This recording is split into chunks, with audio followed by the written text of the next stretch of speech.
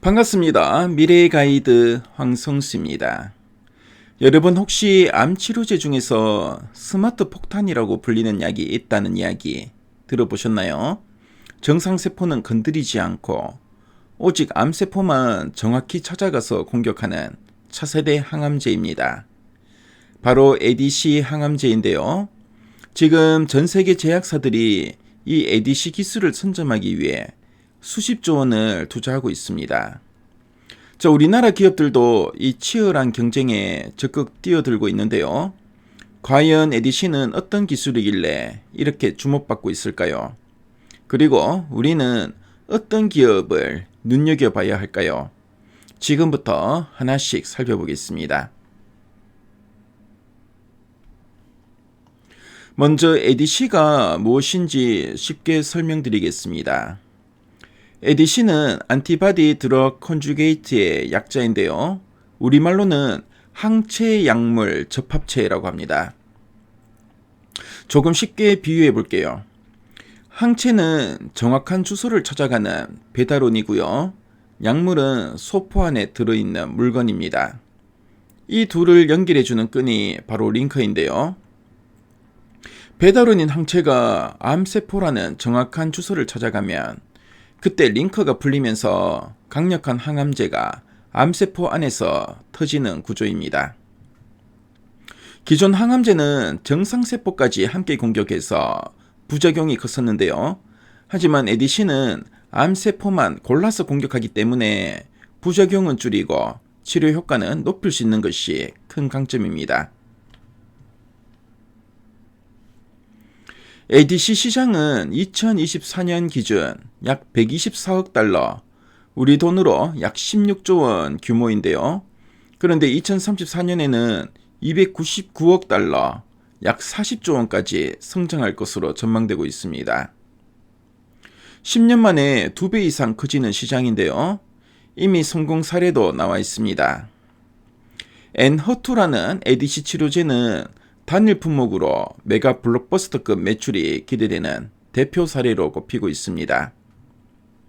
이 때문에 글로벌 제약사들이 앞다퉈 ADC 기술 확보에 나서고 있는데요. 머크는 세아젠을 대규모 금액으로 인수했고요. 아스트라제네카는 다이이치 산쿄와 협력해서 대표적인 ADC 신약을 시장에 성공적으로 안착시켰습니다. ADC의 핵심 기술은 크게 세 가지인데요. 첫째는 항체입니다. 암세포를 정확하게 찾아가는 내비게이션 역할을 합니다. 호트 트랍2 같은 암세포 표면 단백질을 인식해서 정확하게 결합합니다. 둘째는 링커인데요.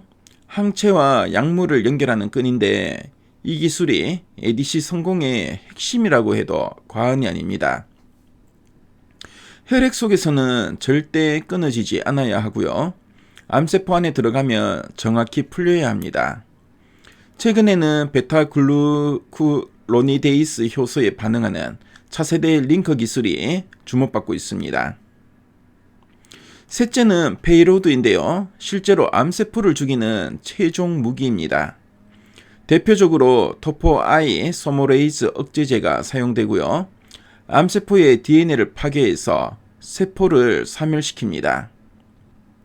이 세 가지 요소가 완벽하게 조화를 이뤄야 효과는 높이고 부작용은 줄일 수 있는 진정한 차세대 ADC가 완성됩니다. 현재 ADC 업계에서 가장 뜨거운 이슈는 바로 내성 극복인데요. 아무리 좋은 약도 반복해서 사용하면 암세포가 적응하면서 효과가 떨어지는 문제가 생깁니다. 특히 현재 가장 많이 사용되는 토포아이 소모레이즈 억제제 계열 페이로드에 대한 내성 문제가 점점 부각되고 있는데요. 이 때문에 제약사들은 두 가지 방향으로 연구를 진행하고 있습니다. 첫째는 링커를 더 안정적으로 개선하는 것인데요. 혈중에서는 절대 끊어지지 않다가 암세포 안에서만 정확히 풀리는 구조를 만드는 게 핵심입니다. 둘째는 완전히 새로운 페이로드 개발인데요. 비캄토테신 계열의 토포아이 소모레이즈 억제제 디오카마이신 같은 DNA 손상 유도제, 그리고 2개 이상의 페이로드를 동시에 사용하는 듀얼 페이로드 기술도 활발하게 연구되고 있습니다.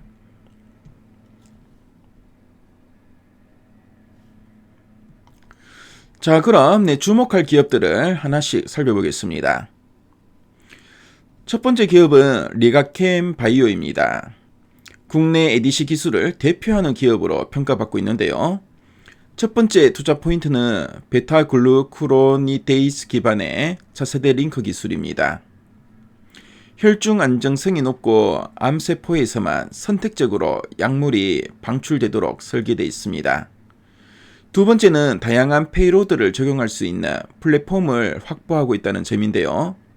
비캄토테신 계열의 토포 아이소모레이즈 억제제를 포함해서 내성 극복을 위한 다양한 옵션을 보유하고 있습니다.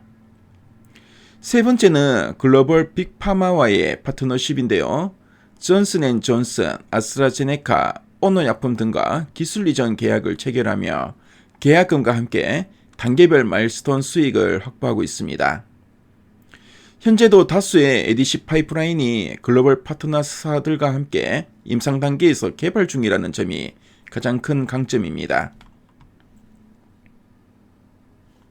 자, 두 번째 주목할 기업은 인투셀인데요. 차세대 링커 기술을 기반으로 빠르게 성장하고 있는 ADC 기업입니다. 첫 번째 투자 포인트는 오파스라는 독창적인 링커 기술인데요.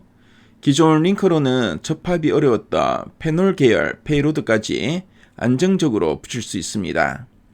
특히 디오카마이신 같은 초강력 페이로드로 적용이 가능하다는 것이 큰 강점입니다.